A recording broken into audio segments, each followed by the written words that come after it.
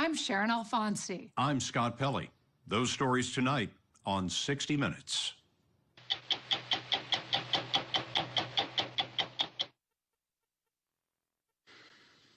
There are few places on earth where Christianity is as old as it is in Iraq. Christians there trace their history to the first century apostles. But today, their existence has been threatened by the terrorist group that calls itself Islamic State. More than 125,000 Christians, men, women, and children, have been forced from their homes over the past year. The Islamic State, or ISIS, stormed into Iraq's second largest city, Mosul, just over a year ago and took control.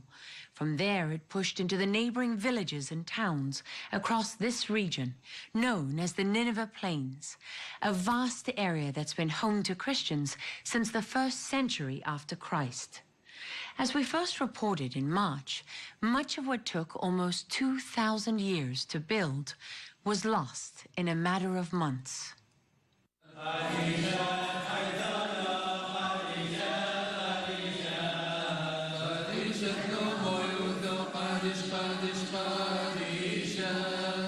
On the side of a mountain overlooking the Nineveh Plains of ancient Mesopotamia is the monastery of St. Matthew.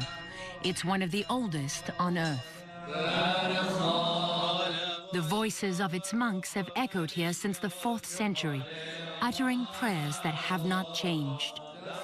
You do the service in Aramaic, which was the language of Jesus. Yes.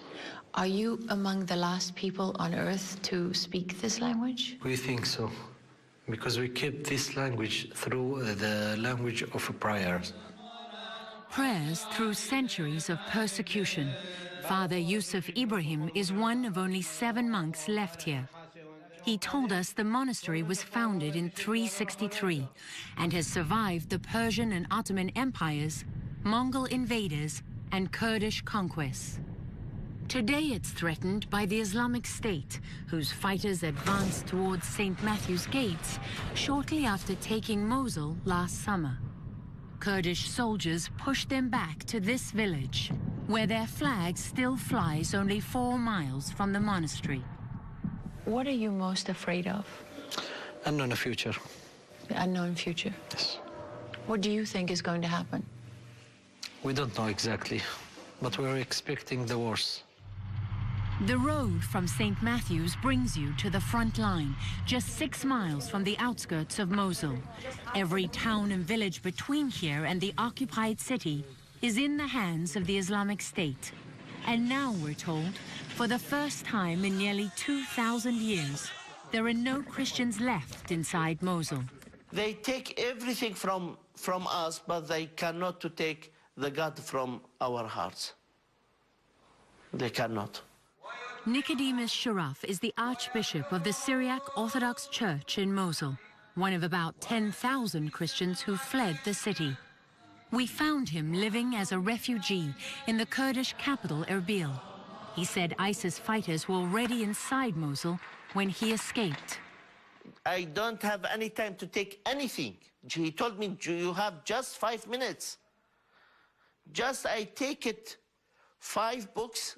They are very old. Among them, this Aramaic manuscript. He told us it was written 500 years ago and said he left behind hundreds more, older than this one, Christian relics that may never be recovered. I think they burn all the books, and we have books from the 1st century of the Christianity. You had books from the 1st century? Of the Christianity. When I remember this, I cannot do.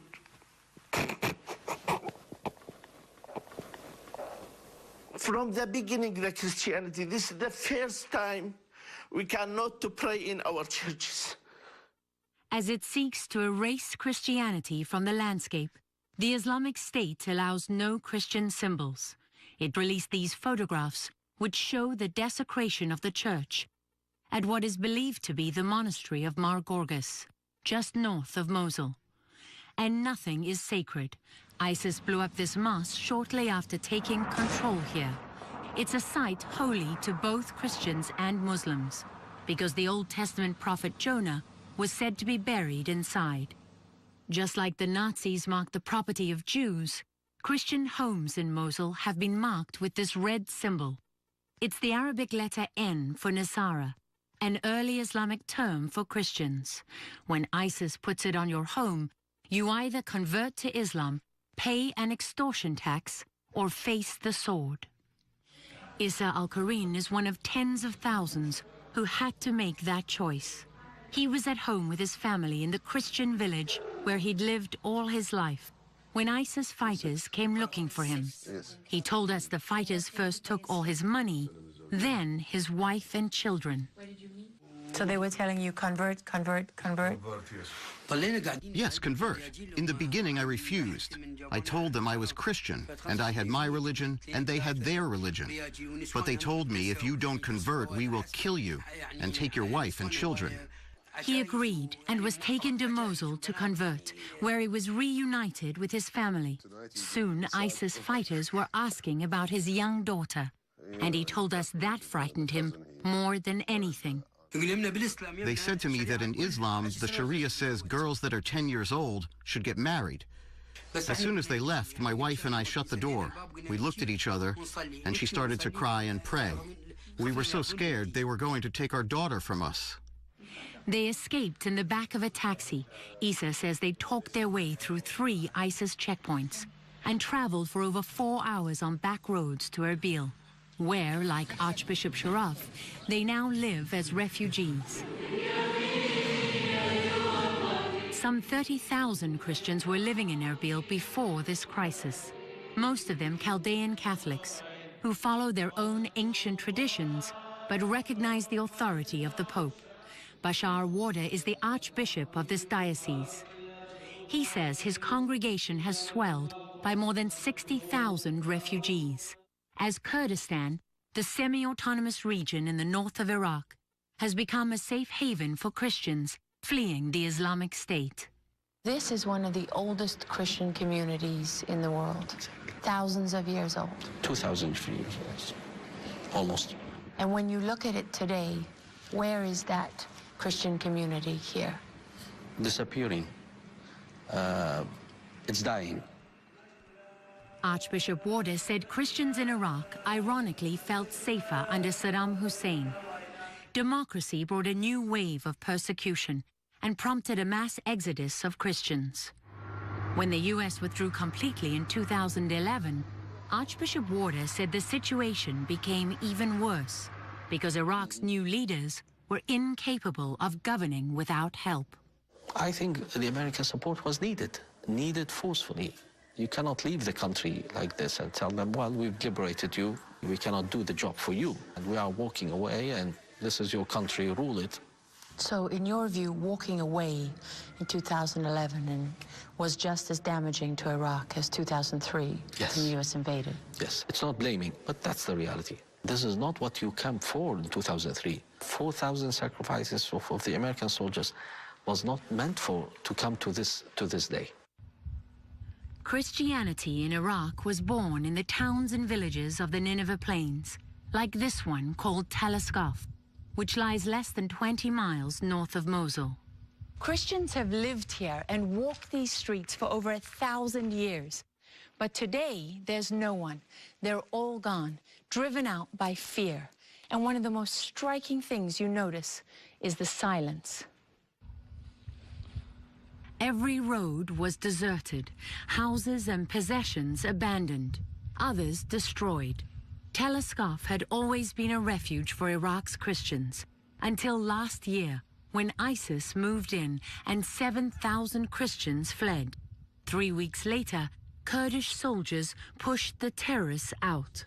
But Father Ronnie Hanna said ISIS instilled such fear here that his people won't come back.